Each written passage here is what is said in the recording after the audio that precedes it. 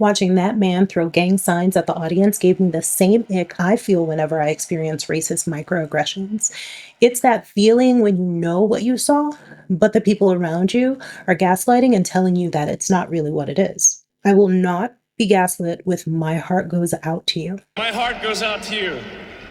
especially when he follows those words with, It is thanks to you that the future of civilization is assured. which sounds strikingly similar to the 14 words. If you disagree with my assertion, you can kiss my chocolate bundt cake and fight me in the comments. Several people have asked me about my experiences with racism in Spain. It's hard to explain what that's like without understanding racism through the lens of the experience in the US. And then we can talk about my encounters here in Spain. Because if you don't understand racism where you are now, how are you going to effectively interpret when it happens abroad? Racism in the US is an invisible evil. It's the ghost in the machine. It's like weighted dice. It's an echo in the canyon.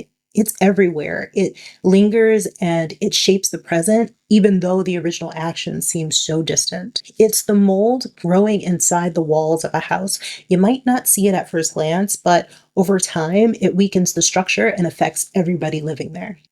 Racism isn't just some guy in a white hood burning a cross. The real thing is sneakier. It's the system that says, hey, you're black, cool. Here's a higher interest rate on your mortgage. It's the teacher who assumes the black kid in class is trouble, even before he opens his mouth. It's the applicant tracking software that thinks your name is too ethnic for a job interview. It's an invisible evil, but I think we can say that it's visible now and it has access to every institution in America. But it's not just a problem for Black people, it's a problem for everybody. Because when you let it slide, you're basically saying, hey, it's cool to treat people differently based on their skin color, a skin color that they didn't even choose. And guess what? It doesn't stop there. It impacts more than just the way people look.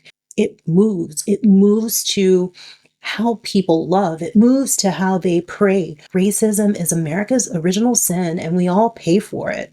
Discrimination in the US is a complex, multifaceted issue that goes beyond individual prejudice. It's embedded in the nation's history, the policies, and the institutions, and its effects are felt in every aspect of life. Understanding the lesser known aspects of intolerance is critical for dismantling systemic inequality and building a more just society. It's everywhere you look in the US. Even though you may not know it's there, it's a part of your everyday life. Even if you're just there for a visit, you're a part of it. It's a part of the stuff that you see, but you don't really see. I mentioned weighted dice earlier. They look fair, but they roll certain numbers more often, and the people playing may not even realize the game is rigged, even though the outcomes favor one side. Have you ever wondered why so many highways in the US seem to be surrounded by Black neighborhoods? It's almost as if you're driving through them. Because you are. Urban planners decided that building highways was the key to modernizing cities. So neighborhoods were bulldozed, families were displaced, and thriving businesses were destroyed. Also, suburban commuters could save 10 minutes on their drive to work. Racism is in your morning commute. Do you know where tipping in the US has its roots? After the Civil War, employers didn't want to pay formerly enslaved Black workers fair wages, so they came up with a brilliant idea: let the customers pay them. Tipping became a way to exploit Black labor while keeping wages low, and we're still stuck in that system. Servers still rely on tips to make ends meet because their base pay is often as low as $2.13 an hour. Racism isn't just in the past, it's on your restaurant bill. You know the plant that's been used for centuries for medicine and for relaxation, cannabis? Well, in the early 20th century, it was rebranded as marijuana to associate it with Mexican immigrants. Today, Black and Latino people are disproportionately arrested for possession. All the while, entrepreneurs are getting rich off of the legal cannabis industry. Racism isn't just in the law, it's in the words you use. In the 1930s, the federal government drew red lines around Black neighborhoods, marking them as hazardous for investment. Black families were denied mortgages, their neighborhoods were starved of resources. Fast forward to today, and the wealth gap between Black and white families is staggering. Racism isn't just in the past, it's in your home equity. In Florida, I'd often find myself driving down Old Dixie Highway. Old Dixie is the nickname for the Confederate States of America. The Confederacy was founded to preserve slavery. Street names like this are a way of glorifying a racist past and reminding Black communities of their place. Racism isn't just in the history books, it's on your GPS. Actually, racism is being erased from the history books.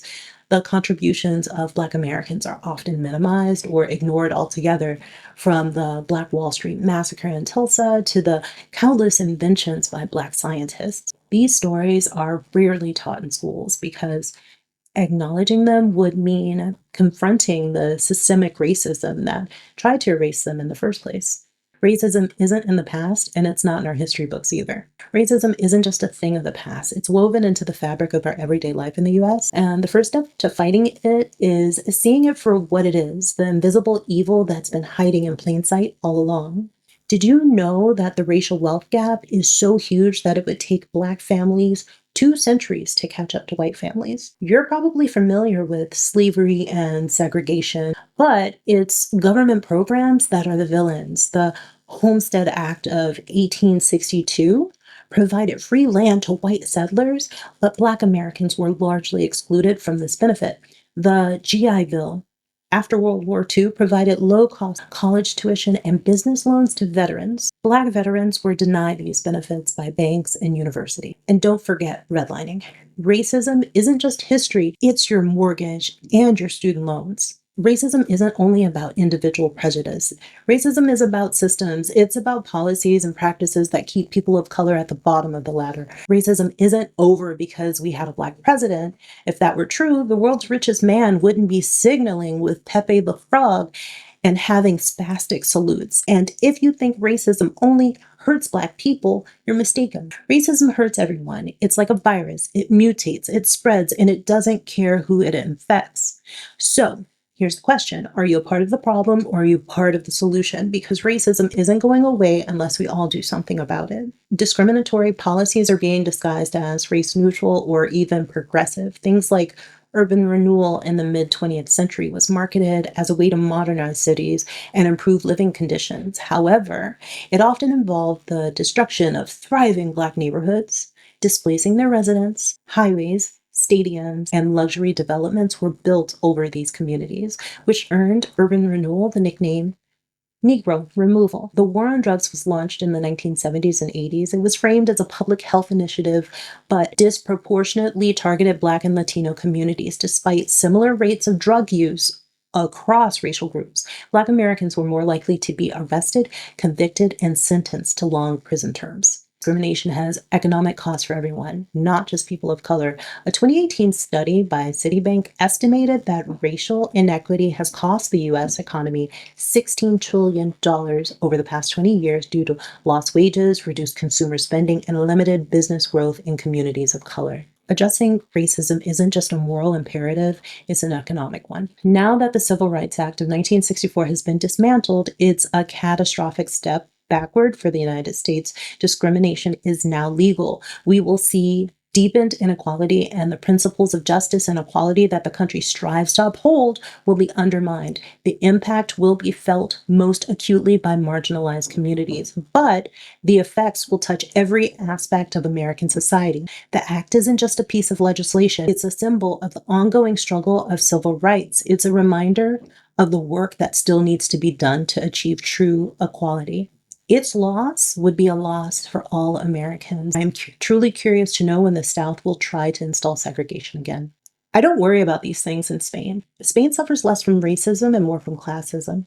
In Spain, it's not so much about the color of your skin, it's rather how you present yourself. Spain has its own issues, and classism is the main character. I have seen videos from Black Americans recounting racist experiences in Spain, but I haven't had any incidents. I'm acutely aware that I'm a person who presents themselves well in classist environments, and it's something that could be hard to do for a person who exists at the intersection of race, color, and sex. And I navigate in a world where systemic equalities overlap. It shapes my experiences in ways that are both unique and deeply rooted in broader struggles for justice and equality.